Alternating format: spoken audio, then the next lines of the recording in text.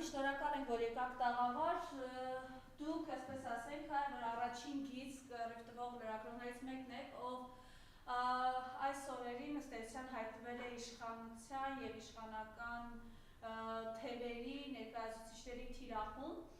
Դուք երեք ֆեյսբուքյան լայվով խոսել եք այն մասին, ովքեր են իրականում թիրախավորում լրագրողներին, հիմա մի փոքր ավելի մանրամասն կուզենք լսել ձեզանից, և մենք նաև ականատեսը եղանք Հովանավանքում մի խայտարակության,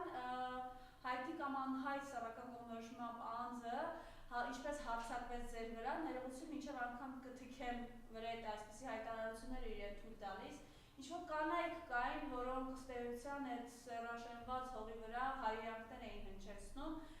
խնդրեմ այս մասով ինչ էր տեղի ունենում և ինչու են այսպես ժողովրդավարության անվան տակ, բայց այսպես փորձում ճնշել լրագրողներին։ Նախ շնորհակալ եմ հրավերի համար, մշտապես լրագրողներին առնչվող խնդիրները ուշադրության կենտրոնում պահելու համար։ Ես ուզում եմ նշել, որ Հովանավանքում լրագրողներին թիրախավորում էին նույն այն անձիկ, ովքեր այս տարիների ընթացքում թիրախավորել են, բայց այդպես էլ հաջողության չեն հասել։ Դուք նշում էիք, որ առաջին գծում կռիվ տվողներից, ես ուզում եմ ասել, որ առաջին գծում ես կռիվ եմ տալիս առաջին հերթին հենց իմ մասնագիտական գործունեությունը իրականացնելու համար, որովհետև որևէ մեկը իրավունք չունի ինձ հորդորել այս կամ այն իրադարձությունները, չլուսաբանել, եկեղեցու բակ կամ եկեղեցու տարածք չմտնել։ Ես ինքս եմ որոշում, որտեղ պետք է մասնագիտական գործունեություն իրականացնեմ և որտեղ ոչ։ Ես ինքս եմ որոշում այդ իրադարձությանը հանրությանը կհետաքրքրի, թե չի հետաքրքրի։ Ես ինքս եմ որոշում ինչ հարց տալ։ Ինչպես արդեն իմ անդրադարձով ֆեյսբուքյան ուղերձով տեսանյութով հանրությանը տեղեկացրել էի, ինձ Հովանավանքում թիրախավորում էր մի անձ, ով ինքն իրեն անվանել է համասեռամոլ, ես չեմ անվանել, Քավլիցի, հիմա էլ այդպես չեմ անվանում, ինքն է իրեն անվանել, հիշեցնեմ, և այն արտահայտությունները, որոնք ուղղում էր ինձ, ուղղում էր ոստիկանության ծառայողների և ուղղում էր ՊՊԾ ծառայողների ներկայությամբ, ես ասեմ, նա երբ ասում էր թքեմ վրատ, նա թքում էր ոստիկանության ծառայողների ուղղությամբ, նա թքում էր ՊՊԾ ծառայողների ուղղությամբ, նա թքում է ներքին գործերի նախարարների ուղղությամբ, նա թքում է գլխավոր դատախազի ուղղությամբ, նա թքում է քննչական կոմիտեի ղեկավարի ուղղությամբ, բոլոր նրանց ուղղությամբ, ովքեր տեսնում են հանցակազմ պարունակող գործողություններ, լռում են, դրա հետքերով չեն գնում։ Բոլոր այն իրավապահների ուղղությամբ, ովքեր խտրական մոտեցում են ցուցաբերում բոլոր այն ծառայողների նկատմամբ, ովքեր տեղում լրագրողից հաղորդում վերցնելու փոխարեն մեջքով են շրջում։ Սա հստակ ֆիքսենք։ Այդ խոսքերը ինձ չէին ուղղված, այդ խոսքերը ուղղված էին նշված անձանց։ Եվ երկրորդ անձը, ով թիրախավորում էր, մշտապես այս տարիների ընթացքում թիրախավորել է, նշեմ, Դիանա Մարտիրոսյանն է, ինչպես արդեն ասել էի, այն հայտնի կինն է, հանրությանը հայտնի այն կինը, ով նշել էր, որ գերիներում Բաքվում ավելի լավ են, գերիներին, ներողություն, Բաքվում ավելի լավ են պահում։ Իդեպ այդ կինը իր այդ վարքագիծը նոր չէ, նա այդպիսի վարքագիծ է դրսևորել, փորձել է իմ բարի համբավի անվան հետ խաղալ, նաև Երևանի ավագանու քարոզարշավի ժամանակահատվածում, որից հետո ես հաղորդում հանցագործության մասին էի ներկայացրել։ Դուք նաև գիտեք, որ ինքը դատարանում պարտվել էր, պարտավոր է ինձանից ներողություն խնդրել, բայց երեկ ինքը իր խոսքերով թքում էր դատարանի որոշման վրա, որովհետև նշում էր, որ ներողություն չի խնդրելու, դատարան լինի, ինչ ուզում է լինի, ինքը ինձանից ներողություն չի խնդրելու։ Ուզում եմ հասկանալ, պատկան մարմիններ, ինչու օրինակ իրավական ընթացք չեք տալիս, արդեն քրեական ընթացք չեք տալիս նրան, որ այդ կինը դատարանի որոշումը չի կատարում։ Հիմա եթե սովորական քաղաքացի լիներ, Նիկոլ Փաշինյանի աջակիցը չլիներ, Աննա Հակոբյանի մոտ չկրթվեր, դուք միանգամից բոլոր հաշիվները սառեցրել էիք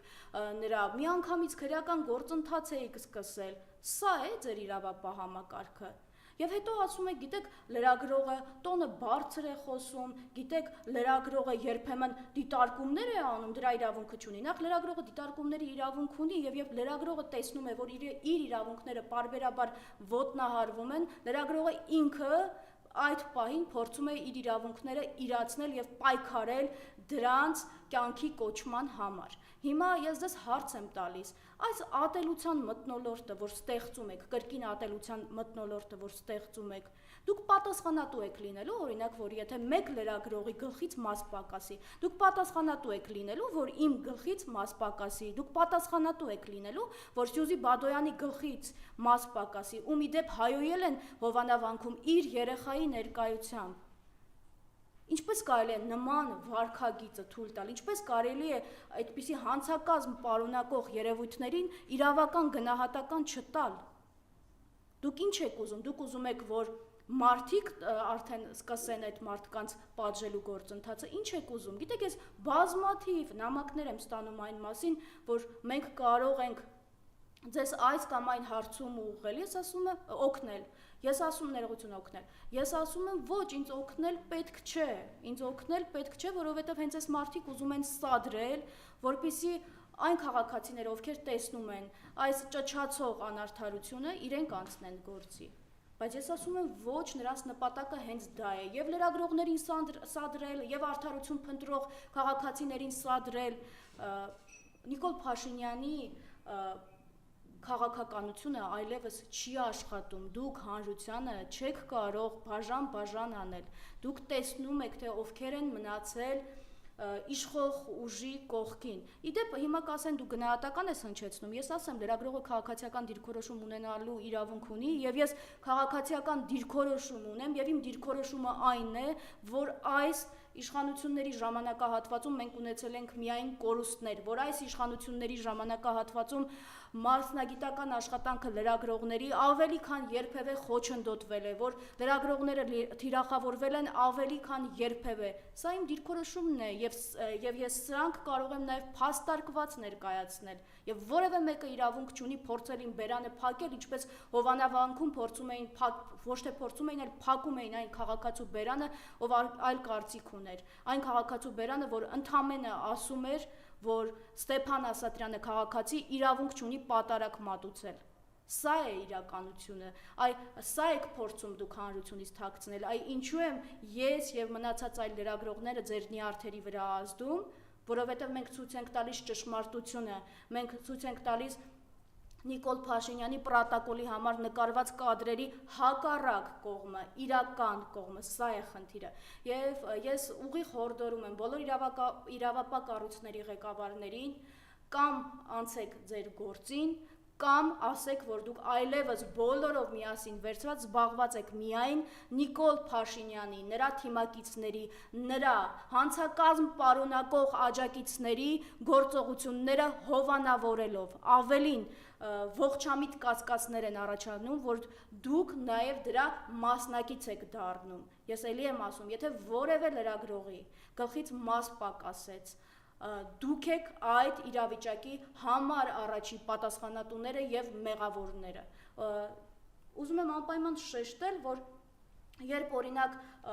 մի քաղաքացի Հովանավանքում այլ կարծիք ուներ, մոտեցավ ինձ, ասում է ես չեմ ուզում բարձրաձայն ասել, որովհետև ինձ չեն թողնի, որ իմ խոսքը ավարտեմ, եկեք մի փոքր հեռանանք, որպեսզի իմ խոսքը ասեմ։ Եվ այդ քաղաքացին անթույլատրելի էր համարում Հովանավանքում տեղի ունեցածը, տեսանյութում կա, այսինքն պատկերացրեք ինչ է կատարվում այն վայրերում, որտեղ հավաքվում են Նիկոլ Փաշինյանի այն աջակիցները, ում գործողությունները ավելի շատ հանցակազմ են պարունակում, քան օրինակ, չգիտեմ, հավատավոր ժողովրդի պահվածք, ովքեր գնացել են Հովանավանքի այսպես ասած պատարակին հետևելու։ Սա է ախր ձեր դեմքը։ Սա է ձեր դեմքը։ Ուզում եմ նաև շեշտը դնել նրա վրա, որ այս վարքագիծը պատահական չէ, իշխանության տարբեր ներկայացուցիչներ սևեռվել են իմ եւ իմ կողմից ստեղծված լրատվամիջոցի վրա, եթե հիմա բացեք New Day AM լրատվականը, կտեսնեք, թե որքան ֆեյքային գրողներ կան այնտեղ, որքան մեկնաբանություններ կան իմ անձին ուղված եւ պարտադիր հիշեցնում են, տեսնես այս աղջիկը կոմենտները կարդում է, այդ աղջիկը կոմենտները կարդում է, այդ աղջիկը լավ գիտի այդ կոմենտները որտեղից են գալիս եւ այդ կոմենտները ովքեր են այդ կոմենտների համար վճարում եւ այդ աղջիկը այդ կոմենտներից չի ընկճվում, որովհետեւ ես ֆեյքերի կոմենտներից չի որ պիտի ընկճվեմ, կամ Արայիկ Հարությունյանը Հովանավանքում ինձ ասում է, ինչու չես հարցնում կաթողիկոսը երեխա ունի, թե չունի, ինքը իհարկե ասում է Կտրիչ Ներսիսյանը, հիմա ես ասում եմ, որովհետև եթե ժողովրդի մեջ թեկուզ մի փոքր հատված, այդպիսի հարց կա ժողովրդի մոտ, ուրեմն դու պարտավոր ես հարցնել, իհարկե ես ասացի, որ դա իրենք են այդ հարցը նետել օրակարգ, դա հանրության համար առաջին խնդիրը չի եւ եթե ուզում են օրինակ մայրաթոռը ազատագրեն, ավելի լավ կլինի առաջինը գնան օրինակ ջերմուկի սարերը ազատագրեն, ավելի լավ կլինի գնան իշխանասարը ազատագրեն, սև լիճը ազատագրեն, գնան թշնամու դեմ կռիվ անեն, նոր գան այստեղ այնպիսի հարցերից փորձեն խոսել, որը իրենց խնդիրը չի, դա եկեղեցու ներքին խնդիրն է, ներքին կանոնակարգով պիտի այդ հարցերը կարգավորվեն։ Հիմա ես ուզում եմ Արայիկ Հարությունյանին հարցնել, պարոն Հարությունյան, օրինակ տեսակետներ կան ժողովրդի մեջ, ես տեսել եմ, բազմաթիվ այդպիսի գրառումներ եմ տեսել եւ այլն, տեսակետներ կան, որ կառավարության անդամներ կան եւ նաեւ որոշ պատգամավորներ, ովքեր միասեռական են։ Հիմա եթե այդ տեսակետների հետևից գնամ,